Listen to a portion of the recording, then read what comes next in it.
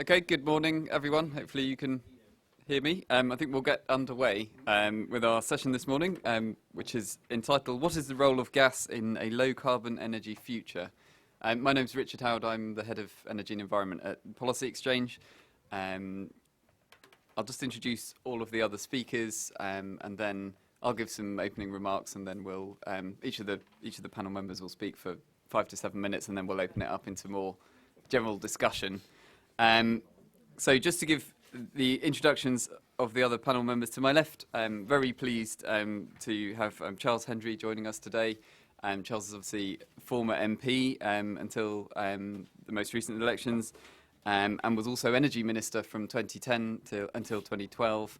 So he's obviously very well qualified to talk about these matters. In fact, the gas generation strategy was published just after you finished. Yeah, but I'm sure Charles was very involved in that at the time. Also to my left is Neil Schofield, who's at Worcester Bosch Group. He's the head of sustainable development. Worcester Bosch, for anyone who doesn't know, is one of the very large manufacturers of different forms of heating equipment, so gas boilers, oil boilers, heat pumps, solar thermal, cylinders, all sorts of things. That's essentially Worcester Bosch is involved in all of these things. Mike Foster, to my right, is the Chief Executive of the Energy and Utilities Alliance, which is a kind of umbrella organisation, and under that there's 5 different industry groups. The Heating and Hot Water Industry Council, as you can see from the banner, is one of our sponsors, is our sponsor for this event today, and represents all of the different companies like Worcester Bosch and so on, who are involved in heating and hot water manufacturing, installation, and so on. I'm sure Mike will say more about that as well. And also to my right is Ben Caldecott, who has a large number of hats. He's a very busy man, but he's, for the purposes of today, is Associate Fellow at the Bright Blue, the think tank, and also is the co-founder of the Conservative Environment Network. And Ben does a lot of other great work on energy and environment policy, including positions at Oxford University and at the Bank of England currently. So a very well qualified panel to talk about today's topic. So just to give my introduction on the topic, this event is really around the role of gas and where we go forward with that. So really, well, it's interesting. This month, I think, is almost exactly 50 years since the UK started serious production of gas from the North Sea. And since that time, gas has played an increasingly important part of it's met an increasing share of our energy needs. Now we get 28% of our total energy across heating and power and transport from gas, according to DEC. But our production of gas is now in decline, and the UK is becoming has been a net importer since 2005. But I think for the purposes of this discussion, the real interesting questions around the future of how we use gas in both power and heating, and also to an extent transportation.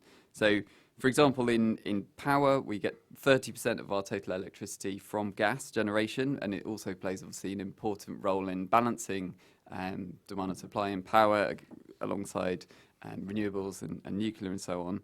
And it also could play a very important role in terms of meeting security of supply. There's a huge amount of coal and nuclear capacity which is due to close at some point over the next 5 to 10 years, and gas could potentially play a role there. In fact, the gas generation strategy, as I mentioned before, saw a potentially very large role for gas, and it had scenarios anywhere from 19 to 37 gigawatts of new gas to be deployed between now and 2030. Heating is also a very interesting area for gas. We currently get 80% of our heating from gas, with heat networks and electric heating playing a much more minor role currently. DEC's heat strategy, which was done in 2012 and again in 2013, saw a very different potential future for heating with a lot more electrification and use of heat networks. But this does beg some very interesting questions around how on earth that is it's possible. So meeting peak heating demand in winter would take an enormous amount of power capacity if we were to do it through electrified heating alone. So it begs some very interesting questions about how that could be possible. And underpinning all of this, obviously, we have a huge network of pipelines, gas terminals for LNG import, and also gas stores, which underpin all of this and ensure that we have a gas continuity of supply. The UK actually has relatively little gas storage capacity at just 4% of our national demand as an equivalent, whereas other countries have 20, 30, 40% of their national demand available as storage. And so far, the market signals haven't been right for investment in new large-scale gas storage. So this is another angle around, depending on the possible role of gas in generation, in heating, we may or may not need quite large quantities of gas, and then we need to think about the implications for that in terms of networks, storage, terminals, and so on. So I'll move on to let other people speak. That's kind of my bit, but we'll have each of the panel members first of all just to give some opening remarks, and then we'll give you plenty of time for questions from the audience after that. So Charles, I'd like to hand over to you. Richard, thank you very much, and thank you for that really very good and helpful introduction, which I think has set the scene for this, which is a subject which I think goes absolutely to the heart of the trilemma of how you deal with the issues of security of supply, of affordability, and the need to move to a low-carbon economy. I think it's worth recognising that the trilemma is changing, that it always has changed. It's never been something which has been set in stone and been static. It's something which evolves according to what goes on. And if you go back 6 years ago, then it was all about low carbon and the move in that direction. And then it moved when Ed Miliband talked about the price freeze. It moved to being about affordability. And then when Russia went into Crimea, it became about security of supply. So the emphasis has always been movable within that trilemma. And I think we're seeing it change again. And so security of supply is the most important building block as far as the current government is concerned. It is low carbon as long as it is affordable, and the affordability is directly linked in to the low carbon dimension. And it's now also about the wider economic benefit. What are the choices which we should make which would be best for the economy overall? What are the choices which we should make which will actually drive a supply chain and an industry to grow up in different technologies in the United Kingdom? And so that's going to lead to some new outcomes as that goes through the process. There is a lot of uncertainty out there. It was Matthew Spencer of Green Alliance who said to me, the certainty paradox is that in order to have certainty, you have to have a period of uncertainty first. And we are going through that period of uncertainty, but just week on week, month on month, then there's going to be much greater clarity about the long-term direction of travel. To answer the question, I mean, gas is undoubtedly an important part of the low-carbon future. That its emissions, we know, are very significantly lower than coal. Our coal plant in this country is very old, it's dirty, it has to close. Most of it will have gone by 2020. And gas is a very good alternative to coal as we move forward. And each new plant, each new generation of plant is more efficient, and its emissions are lower than those which have gone before it. It was, I think, to some surprise to me that I found in the capacity market auction that actually we found nuclear bidding in for that. And I think the capacity market was intended, I think, to be something which would drive forward investment in gas. But ultimately, it actually delivered a rather different range of outcomes. If we can attach CCS to gas in the future, then this is not just a transition fuel, it is a long-term fuel of choice. But there's a big question mark over CCS, and a particularly big question mark about whether it is affordable to do it to gas as effectively as it could be applied to coal. We hear about the role which it can play as a backup source of power for intermittent renewable technologies.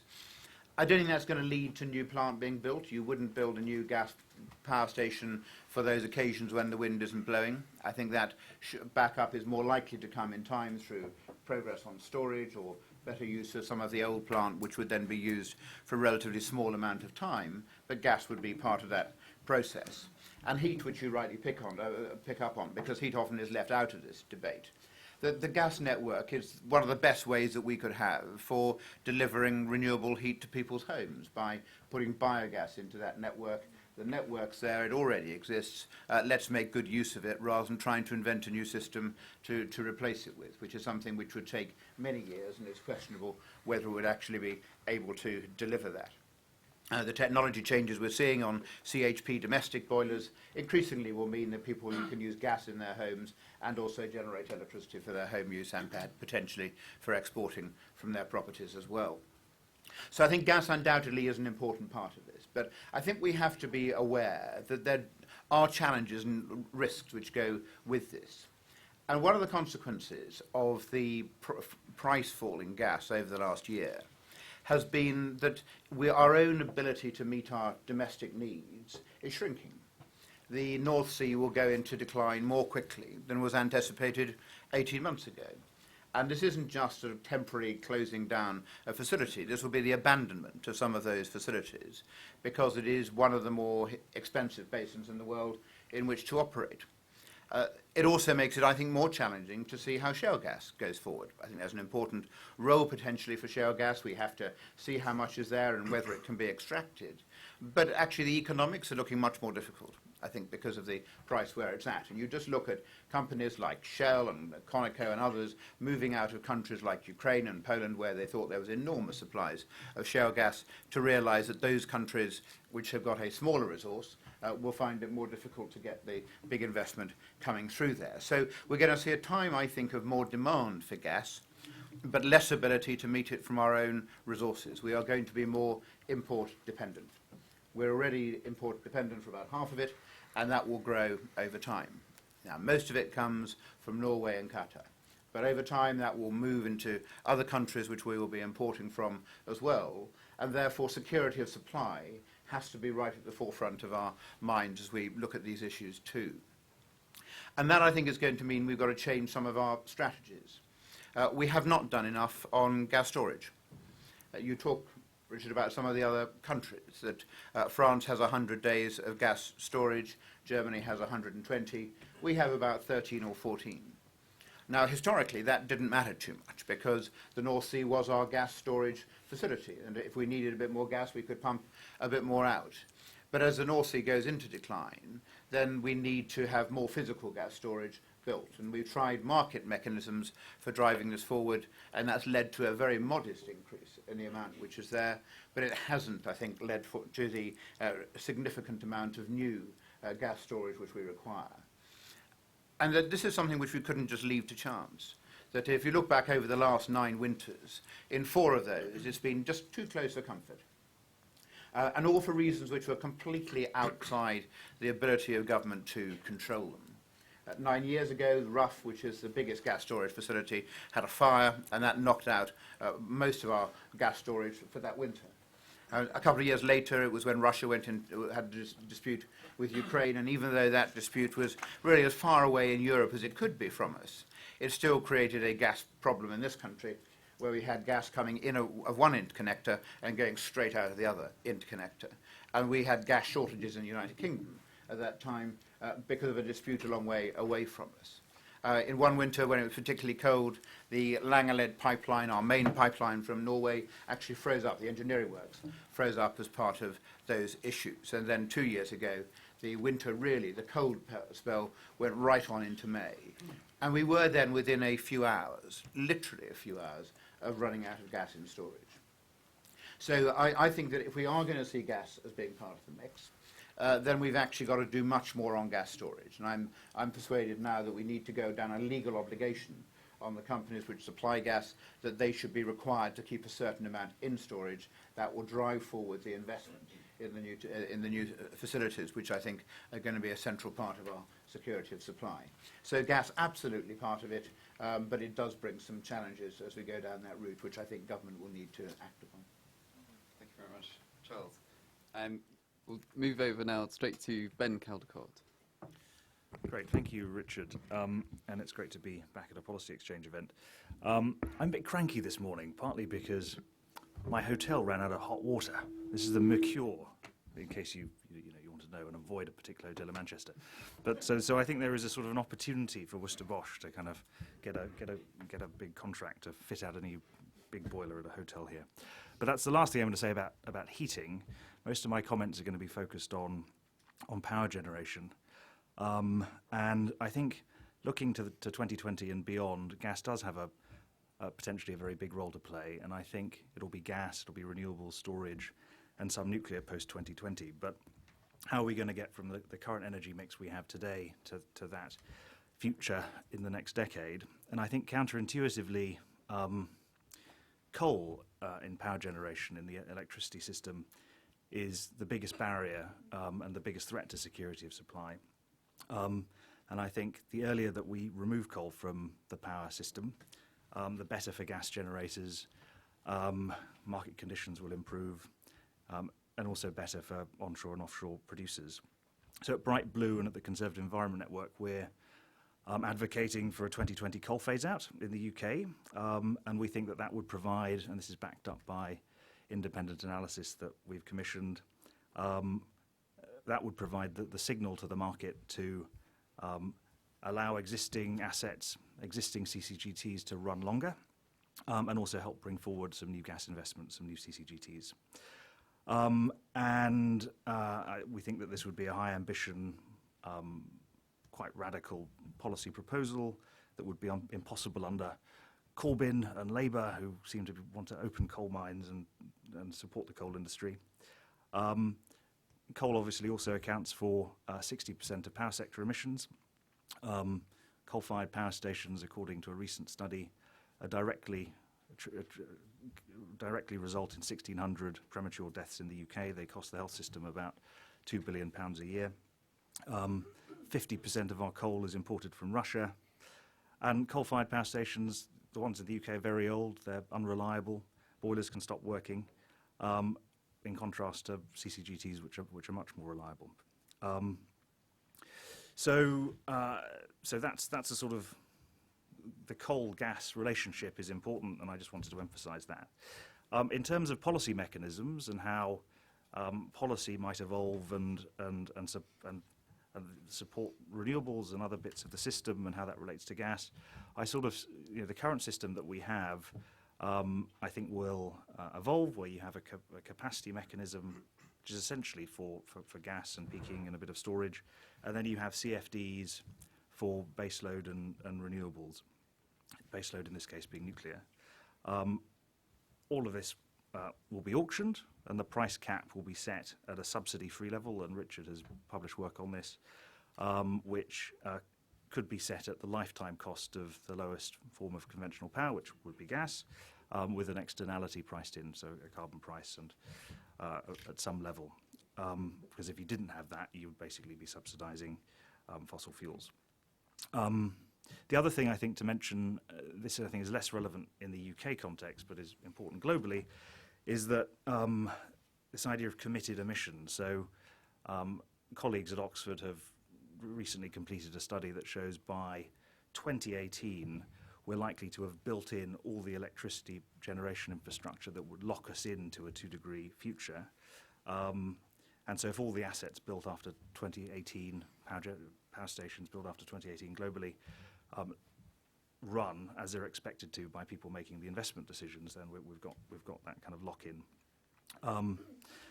And one of the things about that research is that it shows that if you close down an old coal-fired power station and replace it with a brand new gas power station in a system where the investors are thinking that the gas will run for 40, 50 years, where there isn't a carbon price corridor or an emissions performance standard, in the absence of those things, that actually you would be locking in more emissions.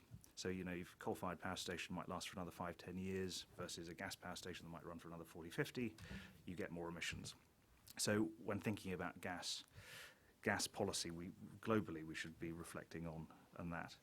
And then the final thing that I wanted to mention was around CCS, and obviously the future of gas in the UK is heavily dependent on CCS into the late 2020s, into the 2030s.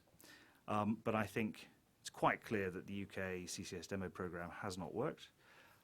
We have basically been iterating a policy mechanism, an idea that was developed by Tony Blair to placate the coal industry and coal interests within the Labour Party, and that's kind of evolved a bit, but it's not fit for purpose, and I think the Drax decision means now that we can take a step back and perhaps start again, and I think gas needs to be part of that, but also industrial CCS as well, which is very important.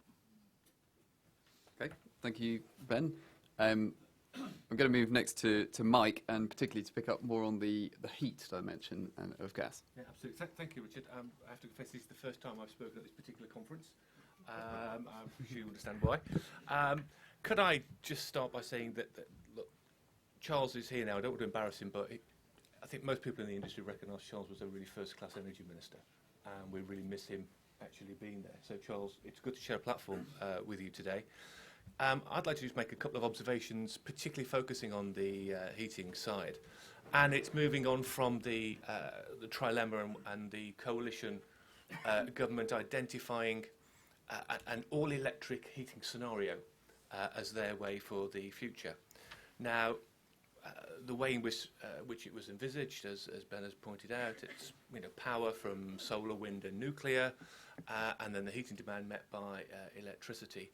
However, I think most people recognise in this room that the UK is in the northern hemisphere.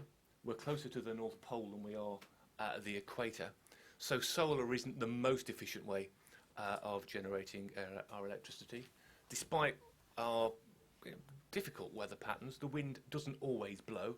So actually providing secure supplies of our power needs is an important one that we've got to get right. And I do think that gas has an important role to play in that backup capacity for power generation, far more than coal.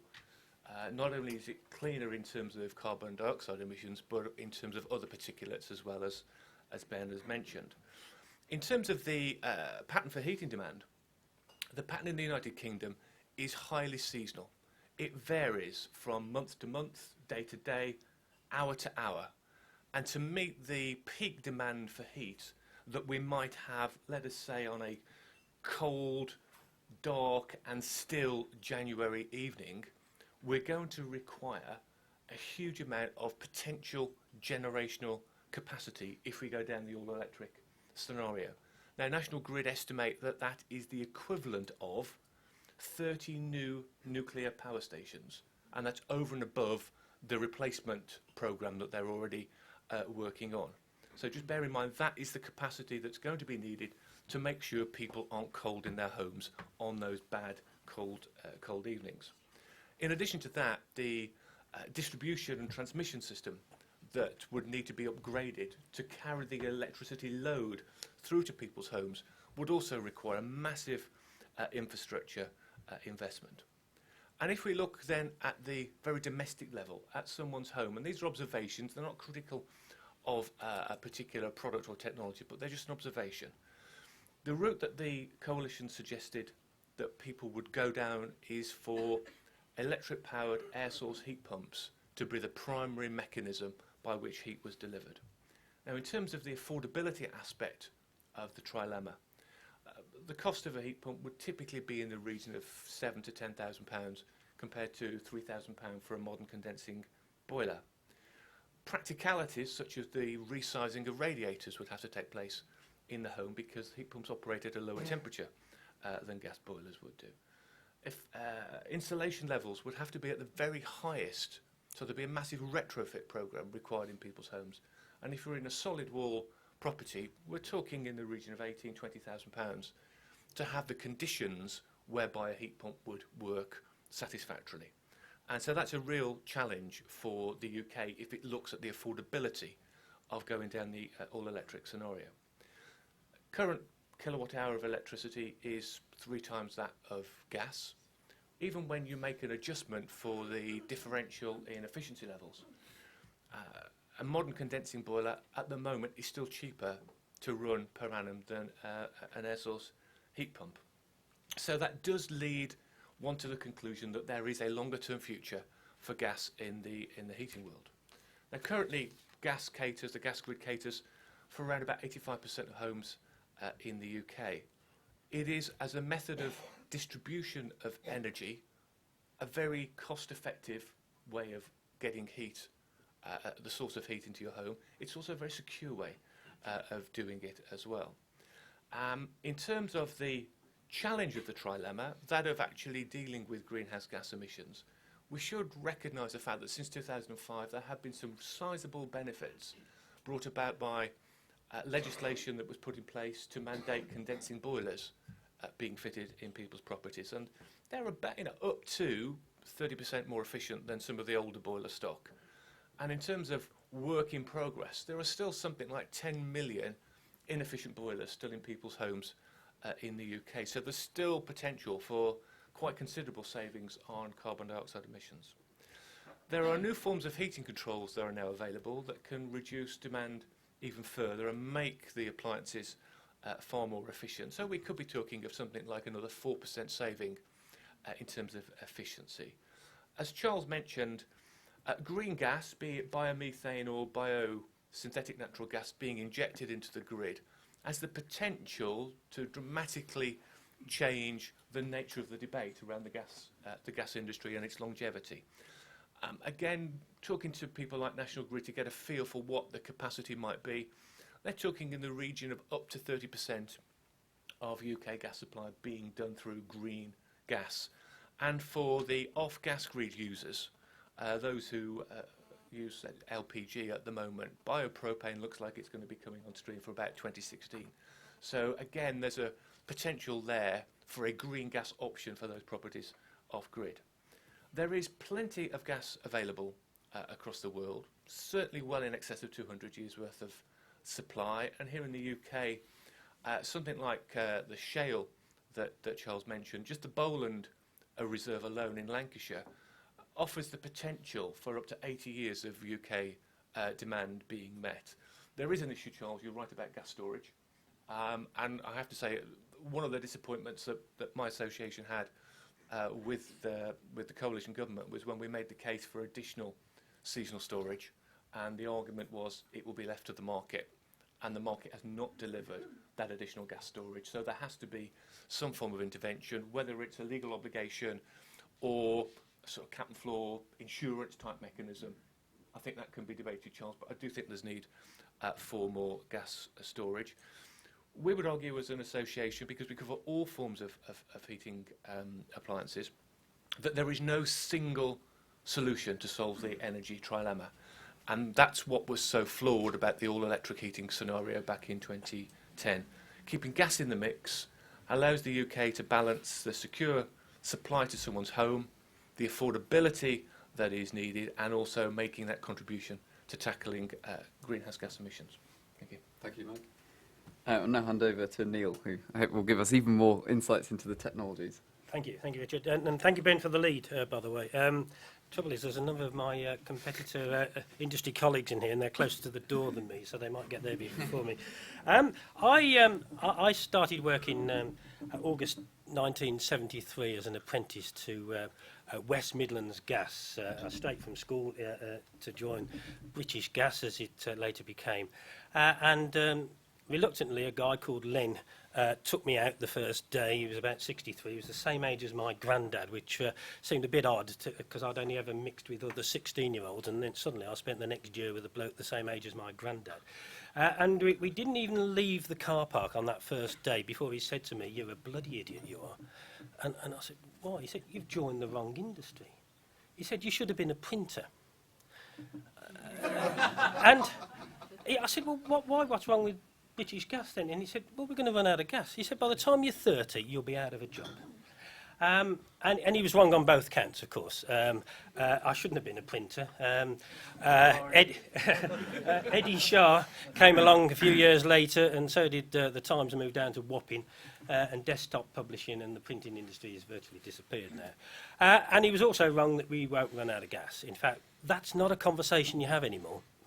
Used to, when I was with British Gas, the assumption was we're going to run out of gas. But as Mike said, shale gas potentially is going to give another 80 years. We talk in terms of hundreds of years of gas now.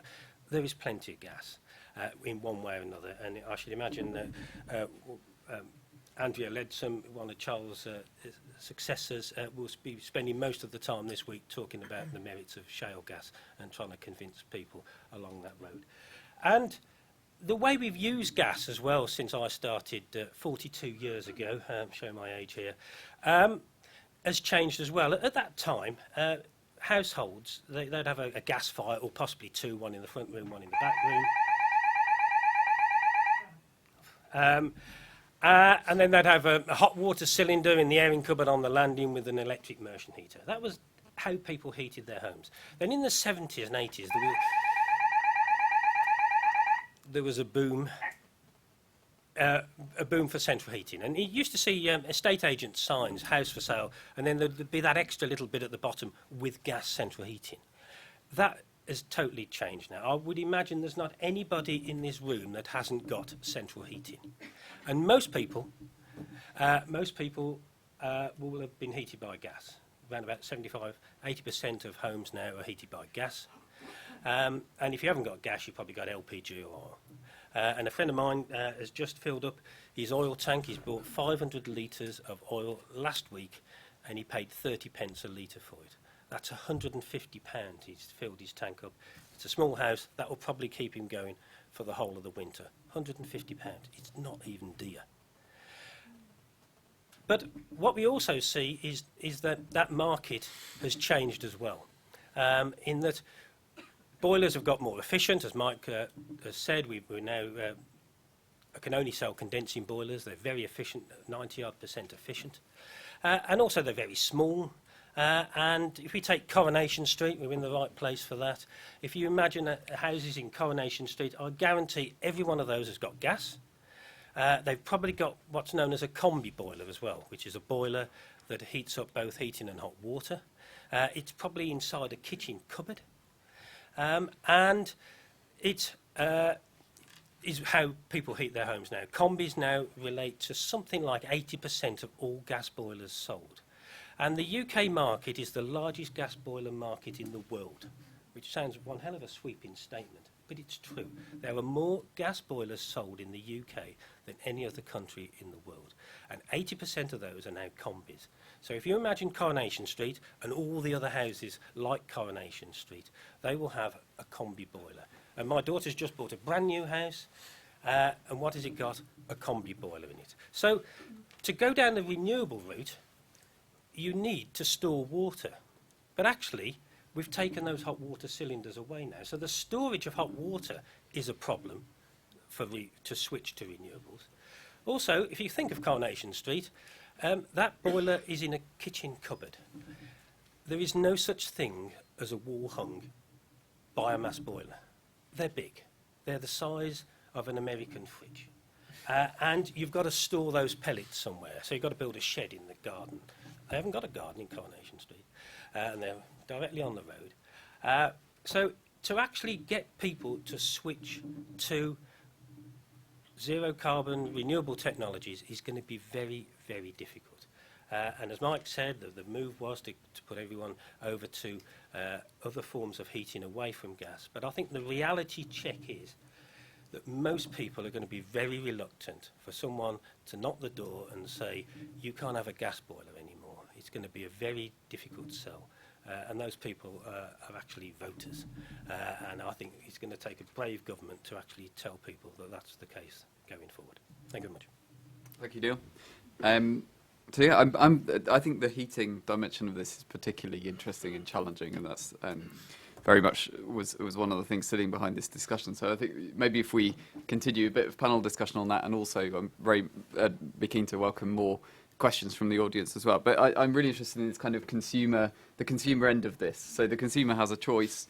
You know, at the moment, I think the statistic you've given me before, Mike, is that a new gas boiler goes in every 20 seconds in this country. I'd have to check the math. Okay, maybe it was Isaac. It probably is Isaac. Yeah. It's about 1.5 million gas boilers a year. So you can. It's about 5,000 a day. Right. Okay. So someone can do the maths, hopefully. That's basically what people are doing. That's what people want. The new houses being built don't have a massive hot water storage tank in them because new houses are being built to optimise the space, and having a small combi boiler saves you 1 square metre of space to do something else. So it seems like that does seem to be what people want. That is also what is being delivered to people at the moment. And there seems to be a complete mismatch between that and a strategy that says, well, why don't we just electrify? Why do we have everyone by 2030 or 2040 on either electric heating or heat networks? And heat networks I see as more, I mean, you might get that working in an urban environment, and particularly in new build areas where you can put the heat network in from the start. But I think the idea of retrofitting heat networks to a large percentage of the population is probably quite problematic. So I'd be keen on any other perspectives from the panel on those points, really. But just this consumer practicality point, are we going to, well, is it right to ask people to shift to other forms of heating? And if so, how would you actually even achieve that? I mean, I'll just say a couple of words on heat networks, because I know that seemed to have caught a bit of favour at DEC in the run-up to the 2015 election, and I'm pretty certain I've seen figures suggesting that something like up to 40% of homes could be heated via heat networks. My take is, Richard, that they're going to be suitable for brand new builds. You're going to build a new environmentally friendly town, whatever, fine. You're putting the infrastructure in place at the very outset, far less disruptive. But to have a heat network, you're going to have every road dug up, pipes laid, the pipe laid from the road through your garden into your home. You can't use the existing gas pipes, you've got to put brand new piping in there. You don't necessarily get the same choice of supplier and who's going to supply your energy. There's all sorts of issues around consumer choice there as well. So my take is, I can't see retrofit of heat networks really taking off. New build, absolutely, but not retrofit. Yeah, can I just come in? I mean, I don't want to disrupt the boiler love-in that's going on. I mean, but it's obviously going to be, it's inevitably more difficult to change an incumbent sector than, there are barriers to all of that. No one's disputing that.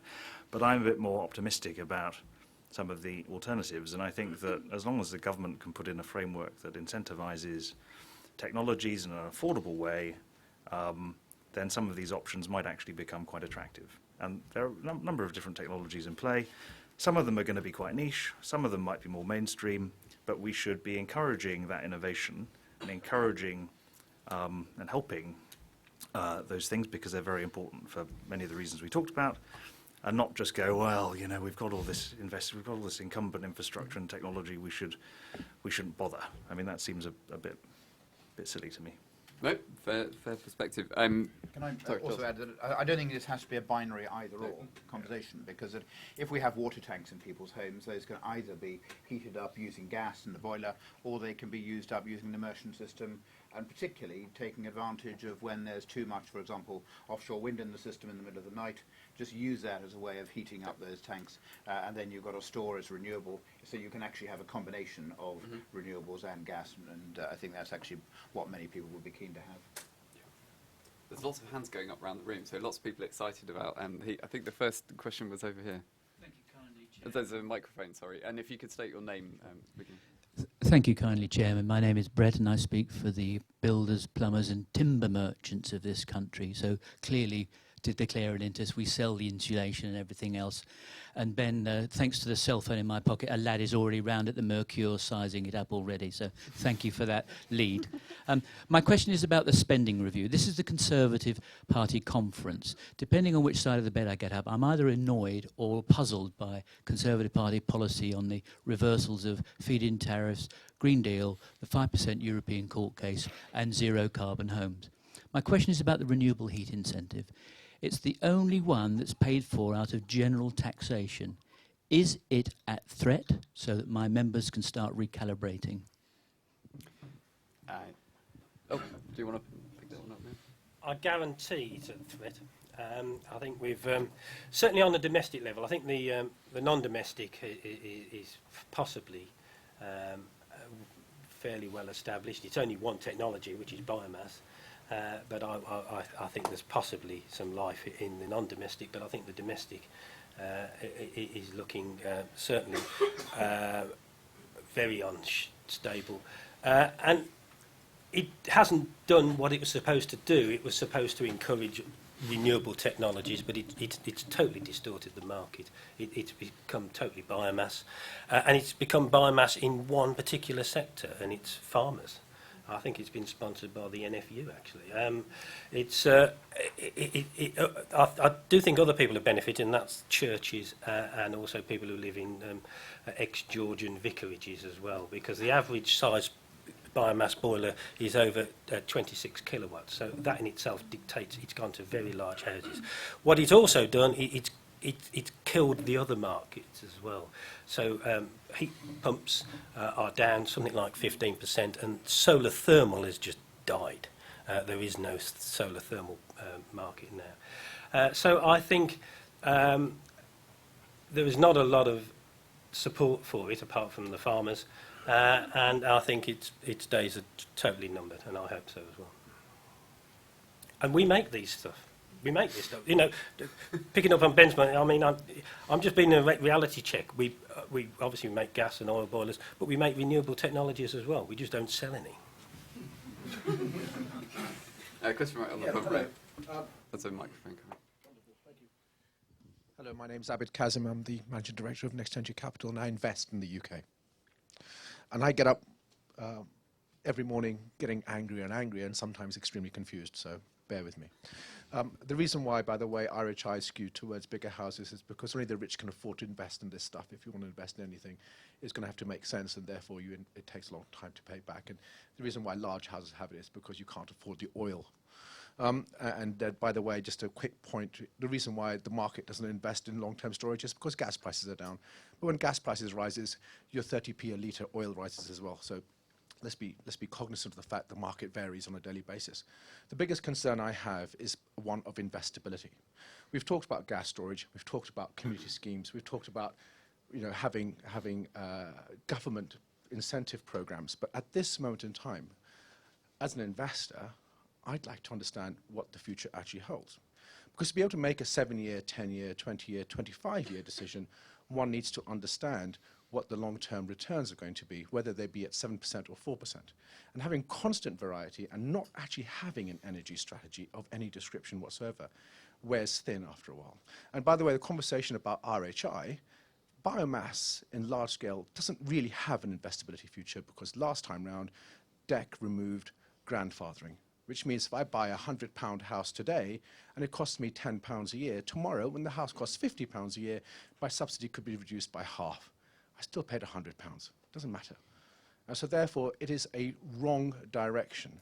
And at what stage do we begin to understand this and start to put in place the mechanisms that allow for long-term, detailed, long-term, carefully thought through investment?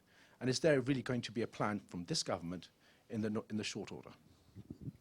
Okay, does anyone want to take that? There's really a question about the investment climate. I think we'd all accept that the uncertainty is the biggest killer of investment, and therefore when you don't know what the scenario is going to be, what the landscape's like, then inevitably it becomes more difficult to make those investment decisions. The government, I think, over the last 6 months has been clear on what it doesn't want. And so it's saying that onshore wind has got a limited role, large-scale solar's got a limited role. It's not yet been entirely clear about what it does want. And I think that's what's going to happen in the next phase. And so be at the end of this year or early next year, when we see what the levy control framework looks like post-2020, we're going to get a much clearer understanding of what the government's appetite is for investment in a range of different sectors. I think in the government's defence, particularly as I was part of it, that it's the world has changed dramatically in 2 years. And that a system was put in place which was there when oil was well over $100 a barrel, when the Saudis had said they would never let it drop below $100 a barrel, and therefore assumptions and policies were built on the fact that oil and gas were always going to be more expensive than they are today. That collapse was not and price was not foreseen by anybody. And certainly the length of that and the fact that people now think it may go on for 2 or 3 more years before it starts to edge up a bit, then policy has to adapt to that new reality. And therefore, I think it is right that we should be looking differently at what the role of gas is going to be than where a couple of years ago it was seen as plentiful, but it was still quite expensive compared to where it is now. Oil certainly was very expensive compared to where it was now. And so the policy has to be reviewed in the light of that new reality. But investment is 20, 30 years, and so the investability requires 20, 30 years of policy control. Flipping from one side to the other, doesn't really all go well for long-term policy, all go well for long-term investability. I think somewhere somebody needs to be able to make these statements. Yeah, but then it comes down to what is the role of subsidy and how does subsidy work. What we found for solar was that the price of solar went up to the level of subsidy. Subsidy does not help bring the price down. And when we halved the subsidy in 2010, 11, that the industry said, you'll kill us. It was halved again, it was halved again. It's now 1/10 of the level it was 5 years ago. And people are still putting in solar. Because actually the subsidy was keeping prices artificially high. And so that what we need to do is to have a better approach to subsidy which actually tries to drive down the costs of technology. And what we were finding is that the cost of installing in this country was massively greater than in Germany, for no reason apart from the subsidy was higher. So that actually we need to be trying to wean people off subsidy. We want to get more towards a market system. That's right for consumers, and it's right from a business perspective as well. It isn't right now. Let's move to another question. I think you had your hand up, Rieli.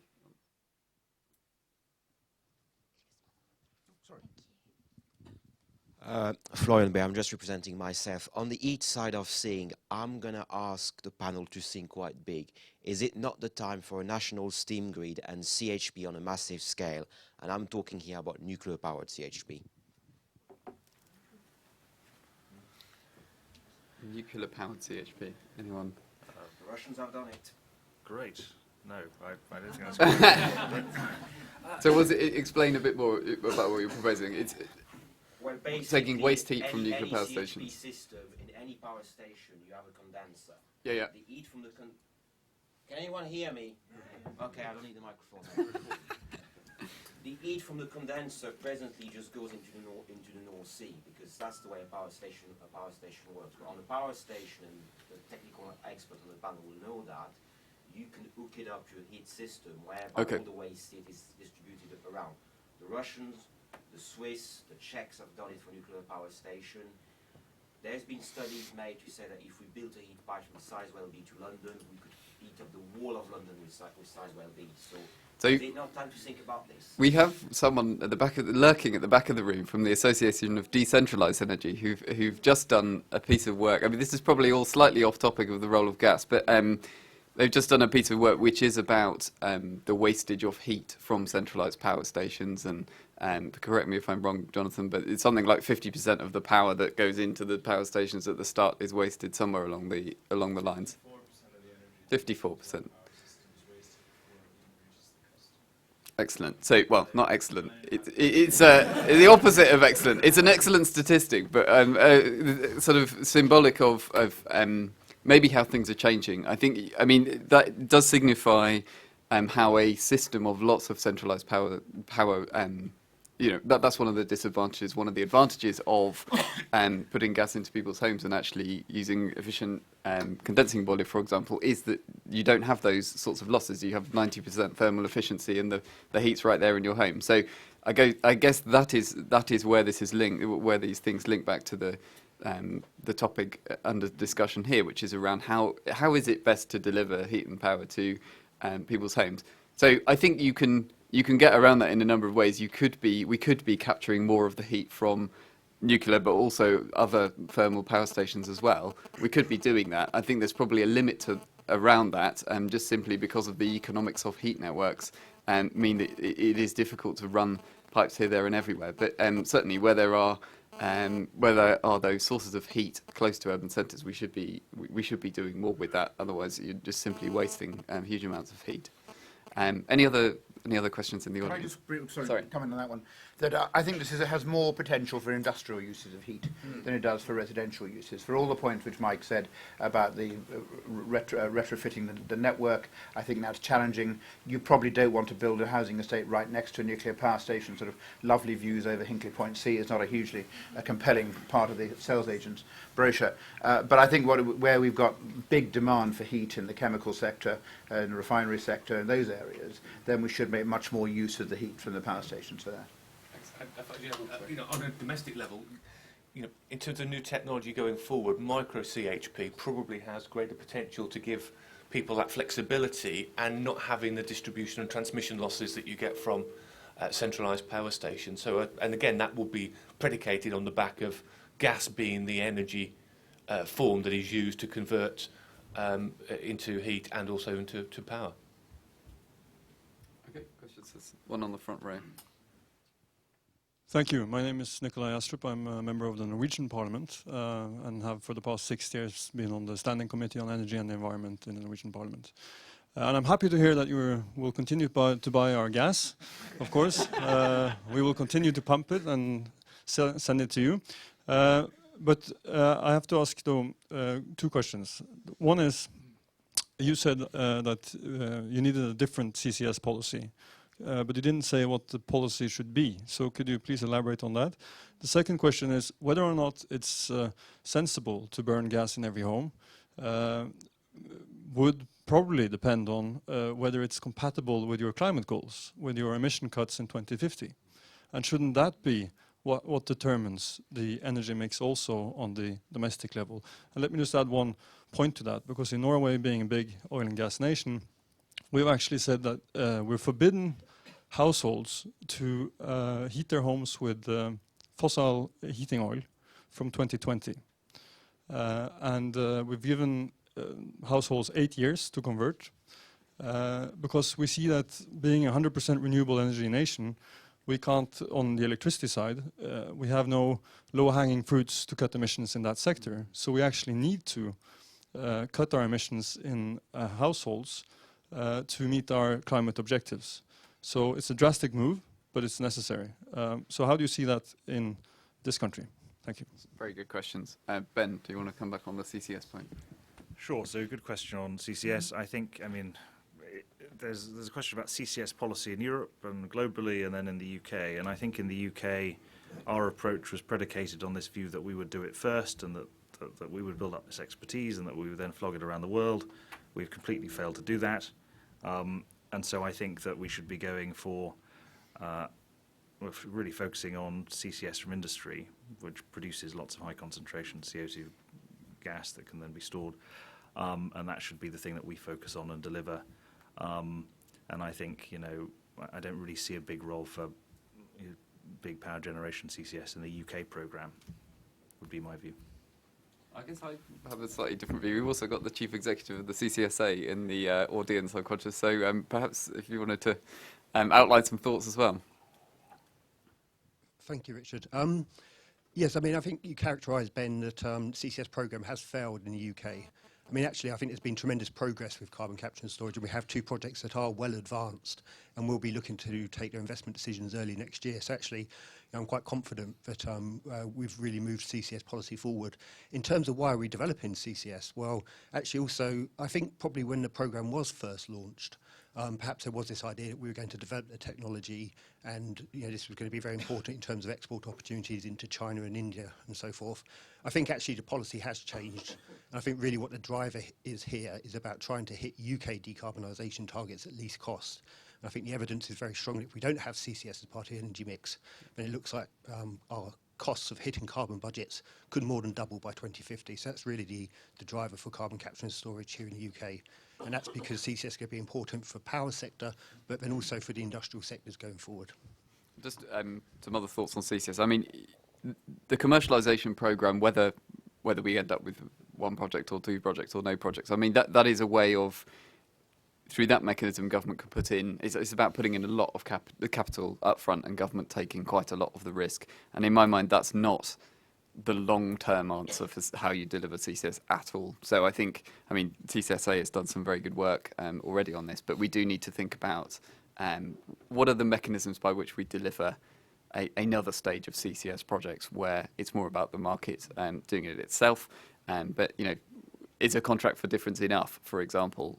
Big question mark over that in my mind. But we do need to think about how that could become possible.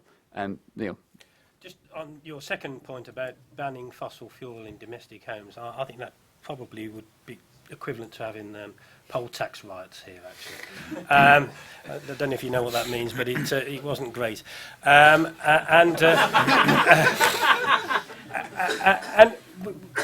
we 3 times in recent years, and most people in the room will remember this, we were going to have consequential improvements, whereby we were going to do something really sensible. If someone spends a few grand on an extension, we're going to say, actually, on the existing part of the house, you better improve the energy efficiency. It just made total sense.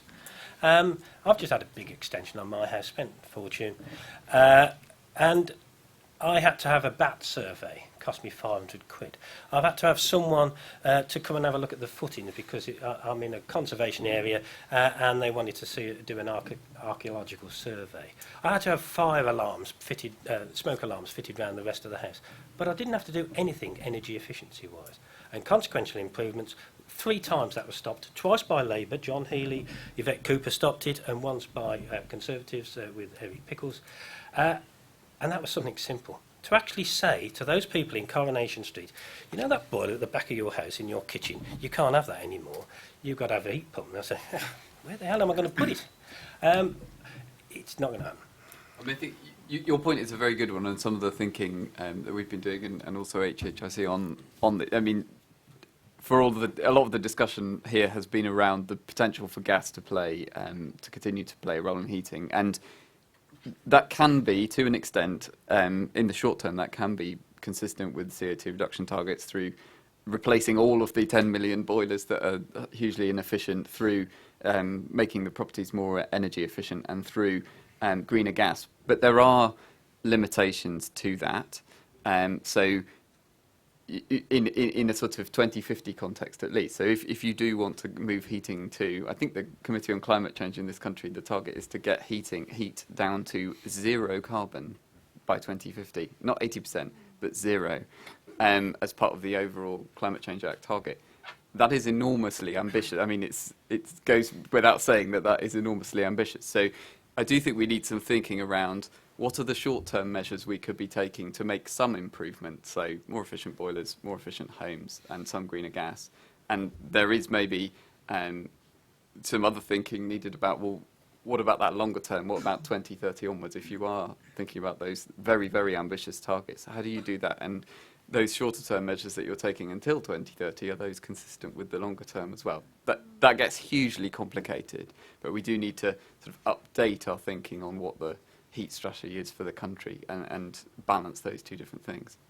And the appeal we had to policymakers is just to not to prohibit a technology or an energy source in that journey that we're going to be on. So, I rail against the all-electric scenario, but at the same time, I recognise that a heat pump with a gas boiler as a backup for those cold nights is a perfectly good solution at driving down carbon dioxide emissions and improving the efficiency in the way you heat your home. But it's let the market, let industry come up with those technologies that will allow those targets to be hit, rather than saying, actually, no, you can't use that energy source. Full stop. That was the wrong message to send out.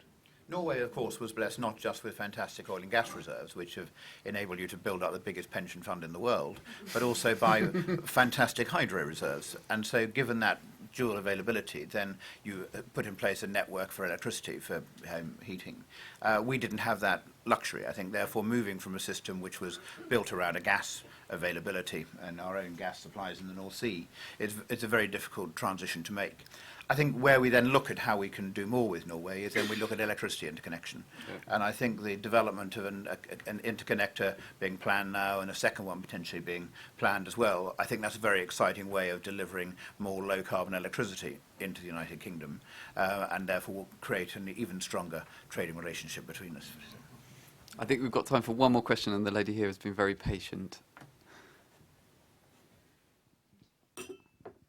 Hi, Janet Wood from New Power magazine. I'm not convinced from what I've heard from 2 panellists about the need for subsidy for gas storage today. I think Charles Hendry's spoken about 4 years when we had difficult years with interruptions to Norwegian supply and very cold years, and our gas supplies weren't interrupted. I'm not even sure we called on interruptible contracts. The price is going to be allowed to float more from next year, so oughtn't we to let that work through and let the market provide, rather than investing in a big hole in the ground? And if we did need new storage, in the future, might it be cheaper and more flexible to have another gas terminal and effectively store it from suppliers out at sea than invest in a large piece of infrastructure that we can't get rid of if we don't need it? I think we do need to go beyond that. And we have a plurality of ways of bringing gas into this country. So we've got the pipeline infrastructure, we've got the LNG terminals, and those have ensured that we have actually got through all of those difficult winters. But actually, just because we have squeaked through in 4 of the last 9 years doesn't mean that we will continue to do so. We can call on Qatar to send us an extra vessel when we happen to need it, but if that vessel doesn't come, then we've got a pretty significant challenge really rather quickly. A gas storage facility takes 5 years to build. Therefore, we need to be planning now for what we need in 2020 and beyond. And leaving it, I think, for a little bit longer for the market to decide whether that gets built is something which I think isn't a luxury we can afford. What drives it is the difference between summer and winter gas prices, whether you can buy it cheaper in the summer and sell it more expensively, and that gives you the ability to fund the investment. That is too narrow at the moment to justify those sort of investments. And therefore some additional obligation, some cap and floor mechanism, I think will drive that forward. It's supported by industry. The major gas users would like this because it would actually remove some of the peaks and troughs in terms of where the price goes up and down enormously. As far as they're concerned, it would add a few pence or a pound or so to domestic bills. So it's something which is a small cost to pay for a very significant amount of energy security. And the one thing I can absolutely guarantee is the day when we do start having to disconnect people because we've got gas shortages is going to be the day the minister resigns. That this would be, and it would be a lasting shadow over that government that they couldn't put in place a mechanism which would have averted that happening. So we've been lucky. We can't rely on luck going forward. And just add to what Charles said, the sort of cap and floor proposal would have cost something in the region of 80 pence a year on people's bills. So we're not talking an extraordinary large amount. And the government commissioned some analysis on the overall benefits and costs of providing additional gas storage. And 3 of the 4 scenarios made it quite clear that there was a financial benefit for the UK in providing that additional storage. Unfortunately, the minister at the time took the 4th option, where it did show a negative figure. But for energy intensive users in particular, they are crying out for gas storage to deal with the peaks of pricing that can happen through unforeseen events. So the tanker from Qatar that Charles mentioned that gets diverted to Japan because Japan has decided it does not see a future in nuclear. At the same point, there is a mechanical failure at one of the interconnectors, and prices spike. And these energy-intensive users, they buy spot price energy. And financially, you want to keep those industries here in the UK. We don't want to drive them away by having that uncertainty in the pricing mechanism. Okay. I'm afraid we've got to finish there. That's been a very interesting discussion. I'd just like to thank again HHIC for sponsoring this event. And yeah, if you want to join, I've got 3 more energy-focused fringe events over the next couple of days. So check out the booklets. There's lots of other policy exchange events on other themes as well. So thank you all for coming along. Cheers.